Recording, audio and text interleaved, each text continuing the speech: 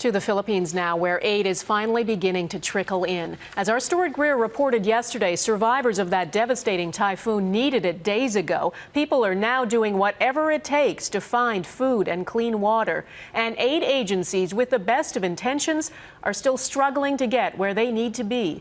Stuart Greer is in Cebu, the main staging ground for aid workers. Stuart? Donna, the relief effort here is picking up with the opening of 2 new airports in the disaster zone, but for so many, the response is agonizingly slow. Thousands of people hungry and in need of medical attention continue to flow into Tacloban's battered airport. They're desperate to get out. More and more food, medical supplies, and water may be arriving, but not nearly fast enough. There's no hope, so we have to get out of this place. Many more, though, have chosen to stay, trying to survive among the ruins and debris of Tacloban, which was flattened by Friday's typhoon. They're so desperate for water, some have resorted to digging up pipes. Others bravely try to carry on and rebuild their lives, but the misery is overwhelming. What's happening to my country, she says. We have no food. Help is not coming.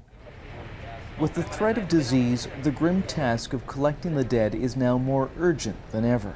We just finished building the mass grave yesterday afternoon. We'll be able to bury many of our dead today. But the mass burial was delayed as police exchanged gunfire with looting gangs. There's a growing sense of fear and panic as law and order breaks down.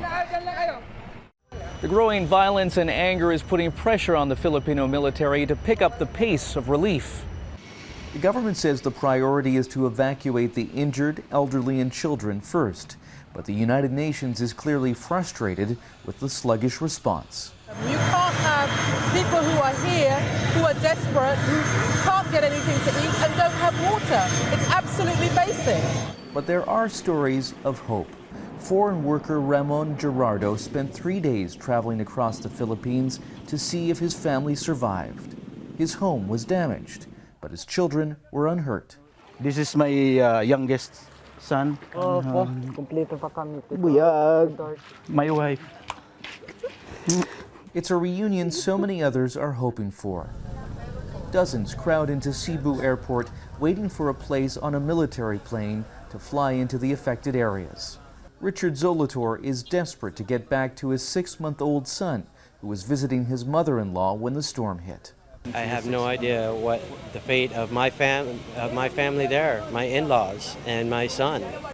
The Philippine government is defending its disaster response, saying it's facing its biggest logistical challenge ever. And more help is on the way, with Canada and 20 other countries promising additional relief in the coming days.